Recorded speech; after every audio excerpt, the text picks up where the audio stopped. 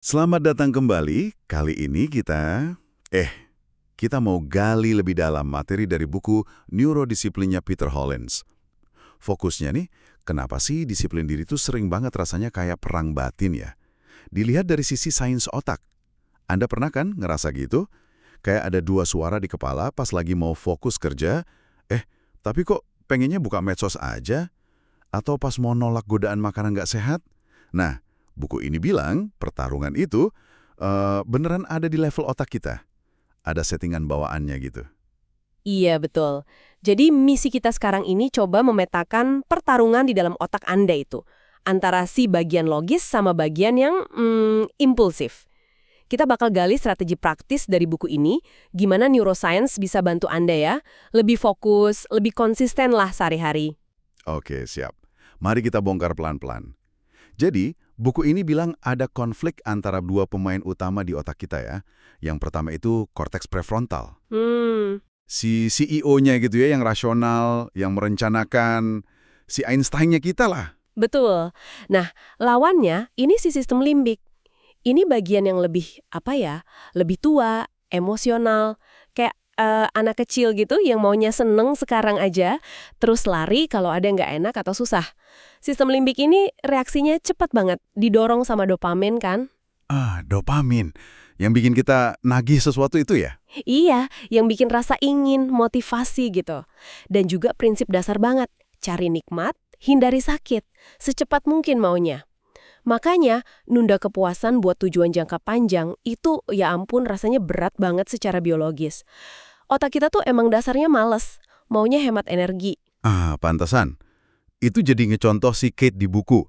Niatnya belajar bahasa Perancis, tapi kok ya ujung-ujungnya nonton TV atau ngumpul sama temen melulu.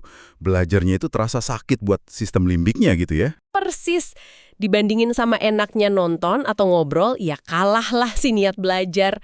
Sistem limbiknya menang terus buat jangka pendek, tapi bagusnya nih, buku ini nawarin cara buat ngenegosiasi atau malah ngakalin si sistem impulsif ini. Salah satunya pakai teknik ketemu diri Anda di masa depan. Ketemu diri di masa depan. Wah, kedengerannya kayak film ya. Gimana tuh maksudnya? Maksudnya, kita bikin konsekuensi jangka panjang itu jadi lebih terasa sekarang. Coba Anda bayangin dengan detail banget. Gimana rasanya nanti 10 menit lagi, 10 jam lagi, 10 hari lagi, kalau Anda berhasil disiplin sekarang. Atau sebaliknya kalau Anda nyerah sama godaan. Oh, metode 10-10-10 itu ya? Nah, iya itu. Itu maksa si korteks prefrontal, si CEO tadi, buat kerja dan ngasih bobot lebih ke masa depan. Jadi bisa nyimbangin dorongan instan dari si limbik tadi. Jadi kayak ngasih pengeras suara buat diri kita di masa depan gitu ya? Oke. Selain ngubah cara mikir soal masa depan, ada cara praktis juga kan buat ngadepin godaan pas lagi kejadian. Yang rencana jika maka itu. Nah, bener banget. Ini ampuh loh. Soalnya kita nggak perlu mikir lagi pas lagi lemah atau tergoda. Udah ada program otomatisnya gitu. Formatnya simpel aja. Jika situasi X muncul, maka saya akan lakukan Y. Contohnya gimana tuh? Misalnya, jika saya lagi kerja terus ngerasa bosan dan pengen buka medsos, maka saya akan berdiri terus minum air putih dulu. Gitu. Ini ngurangin beban mikir dan ngebangun respons otomatis yang dukung tujuan kita. Oke, jadi latih pikiran, bikin rencana otomatis. Tapi gimana sama lingkungan sekitar kita? Itu kan sering jadi biang kerok juga ya. Godaannya banyak banget. Oh, jelas. Lingkungan itu ngaruhnya gede banget. Prinsipnya sederhana aja sih, rekayasa gesekan namanya. Bikin tindakan yang kita mau itu jadi gampang banget dilakuin, terus bikin godaan jadi susah banget dijangkau. Contohnya?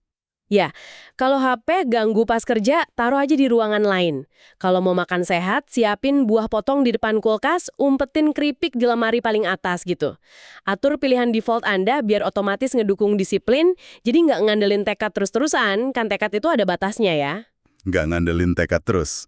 Wah, ini penting nih. Terus gimana sama suara di kepala kita yang suka cari-cari alasan kalau kita gagal? Buku ini bahas soal pembenaran juga kan? Iya, dan ini krusial banget.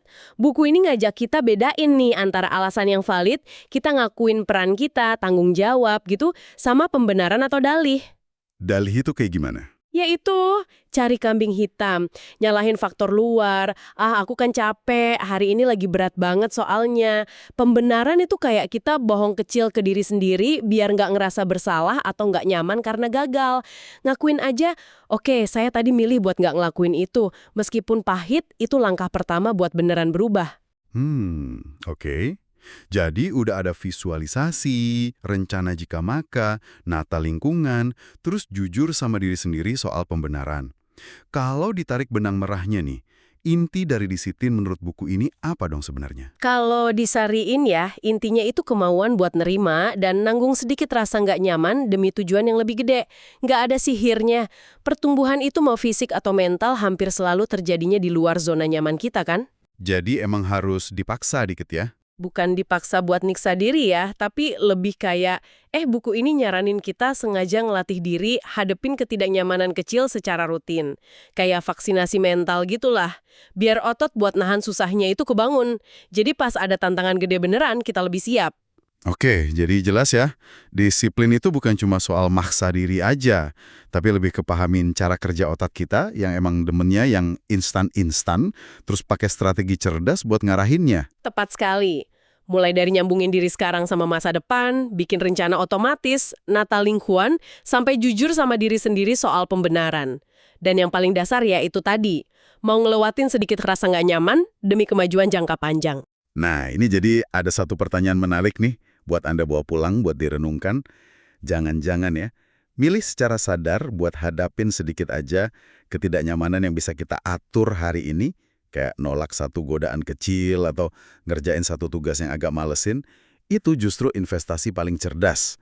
Dan mungkin malah jadi jalan termudah buat ngebangun versi diri kita yang paling kita pengen di masa depan. Coba Anda pikirkan.